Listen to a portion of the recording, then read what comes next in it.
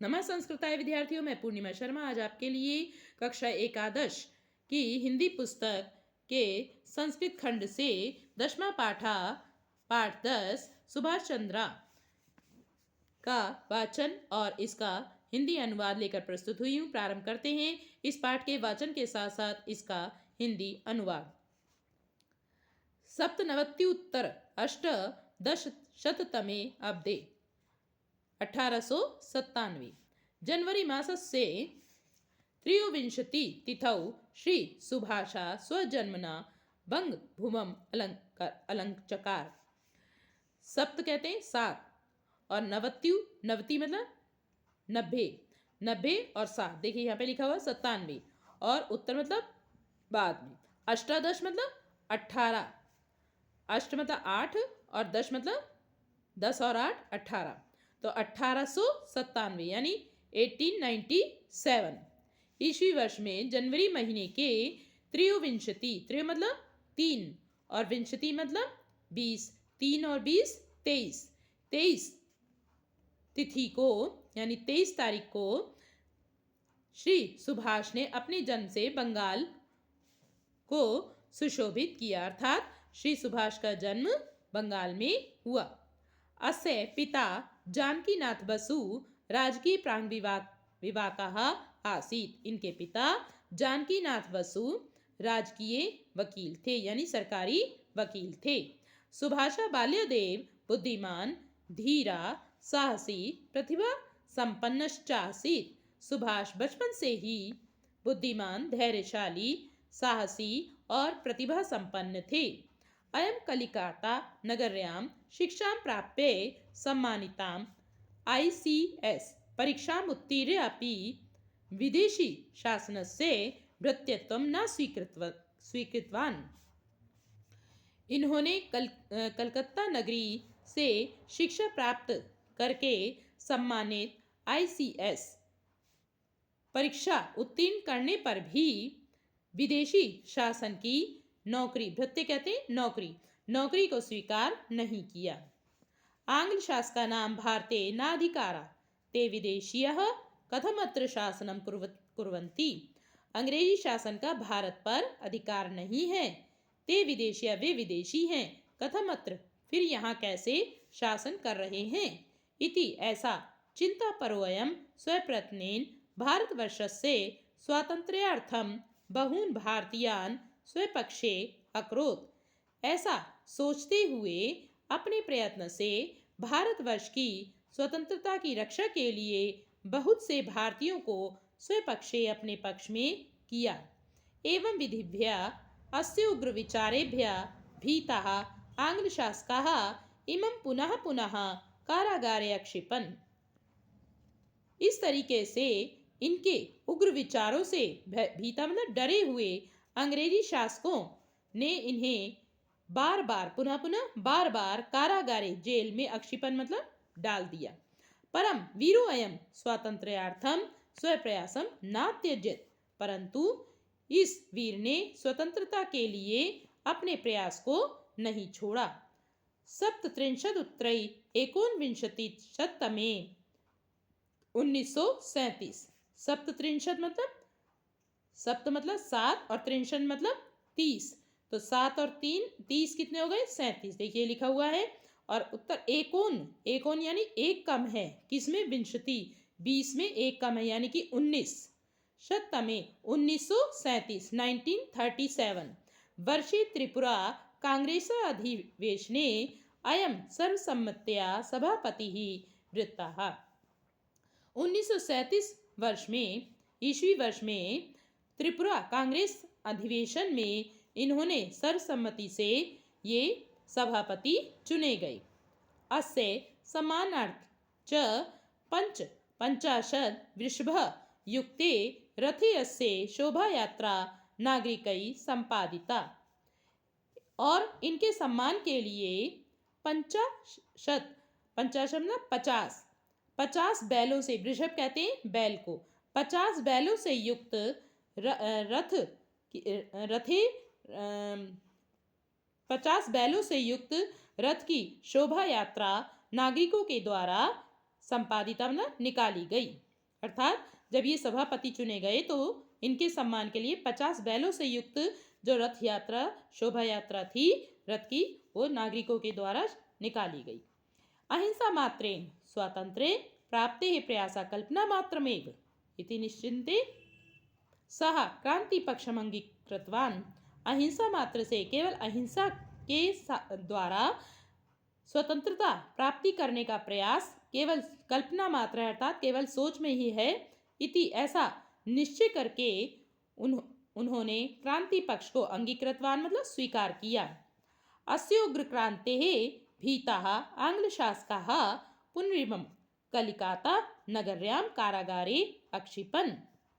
इनकी उग्र क्रांति से भयभीत होकर अंग्रेजी शासकों ने इनको पुनः फिर से कलकत्ता नगरी में जेल में डाल दिया।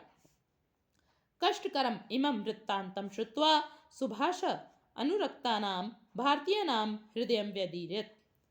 कष्ट देने वाले इस वृत्तांत को समाचार को सुनकर सुभाष से अनुरक्त मतलब प्रेम करने वाले भारतीयों का हृदय विदीर्ण हो गया, अर्थात फट गया। उनको बहुत दुख हुआ जब इनको जेल में डाल दिया गया। एकदा रात्रौ निद्रा वशीभूतेषु कारागार निरीक्षकेषु वीरो अयं सहसा समुत्थाय षठे शाठ्यं समाचरेत् इति नीतिमनुसरण स्वेष्टि सिद्धि कामयमानश्च सिद्धिदात्रीं जगदम्बां संस्मृत्य कारागारात् बहिर्गता। एक बार रात्रि में निद्रा वशीभूतेषु निद्रा के वश में हुए, यानी कि सोए हुए, गहरी नींद में सोए हुए, कारागार निरीक्षकेषु कारागार यानी जेल के निरीक्षकों में, अयम वीरो अयम यह वीर अचानक, सहसा मतलब अचानक उठकर, षठे शाठ्यम समाचरेत दुष्ट के साथ दुष्टता का व्यवहार करना चाहिए। अर्थात अंग्रेजी में ये कहावत क्या है, टिट फॉर टैट, और हिंदी में जैसे को तैसा। तो दुष्ट के साथ दुष्टता का व्यवहार करना चाहिए। इस नीति का अनुसरण करते हुए श्रेष्ठ सिद्धिन अपनी सिद्धि के लिए, अपनी सफलता के लिए जो क्या इच्छित थी कि अंग्रेजों से अपने देश को स्वतंत्र कराना है, तो अपनी इच्छा की सफलता के लिए और काम्यमानश्च और कामना की पूर्ति के लिए सिद्धिदात्री जगदम्बा, अर्थात जो आप नवरात्रि में देवी के 9 रूपों की पूजा करते हैं हम, तो उसमें सबसे अंतिम जो 9वां रूप है माता का सिद्धिदात्री रूप है। तो माता के इस रूप की, सिद्धिदात्री रूप की पूजा करते हुए उस जगदम्बा को याद करके जेल से बाहर निकल गए। प्रातः सुभाषम अवलोक्य सर्वे कारागार निरीक्षका आश्चर्यचकिता जाता। प्रातः सुबह को सुभाष को अनवलोक्य मतलब ना देखकर, अवलोक्य होता है देखकर और अनवलोक्य होता है ना देखकर, सभी कारागार निरीक्षक आश्चर्यचकित हो गए। भ्रंशम अन्विष्यामि तम प्राप्तुम न शक्नुवन्। बहुत देखने पर भी, भ्रंश मतलब बहुत, और अन्विष्यामि मतलब ढूंढने पर, बहुत ढूंढने पर भी वह उनको प्राप्त नहीं कर सके।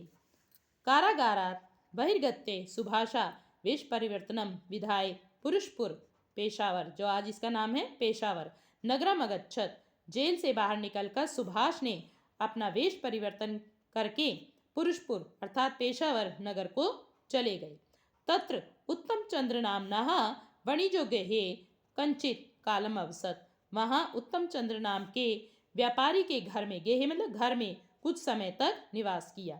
ततश्च आंग्ल शासकै अवधानपूर्वकं निरीक्षणे कृते अपि जियाउद्दीन इति नामना जर्मन देशम गताः।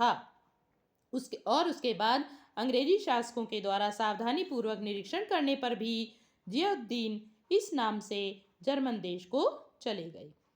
तत्र शासकेन हिटलर नामकेन सह मैत्रीम विधाय वायुयानेन जयपाणी जापान, जिसका नाम आज जापान है, देशम गता। वहाँ के शासक हिटलर नामक वहाँ के शासक के साथ मित्रता करके वायुयान से जयपाणी अर्थात जापान देश को चले गए। मलय देशी स्वसंगठन कौशलेन आजाद हिंद फौज इत्याख्यानां सेनां संगठितवान। मलय देश में अपने संगठन कौशल से आज़ाद हिंद फौज इस नाम की आख्या मतलब नाम की सेना का संगठन किया। अस्यास्मिन् संगठने हिंदू यवन आदि सर्व संप्रदायावलंबिना राष्ट्रानुरागिणः वीरवराः सम्मिलिता आसन्। इस संगठन में हिंदू मुस्लिम आदि सभी संप्रदायों को मानने वाले, राष्ट्र से प्रेम करने वाले वरा मतलब श्रेष्ठ वीर सम्मिलित थे। अस्य संघटनस्य अभिवादन पदम जय हिंद इति उद्घोषश्च दिल्लीं चलत इत्यासीत्। इस संगठन का अभिवादन मतलब प्रणाम करने का जो तरीका था वो क्या था, जय हिंद ऐसा, और उद्घोष दिल्ली चलो ऐसा था।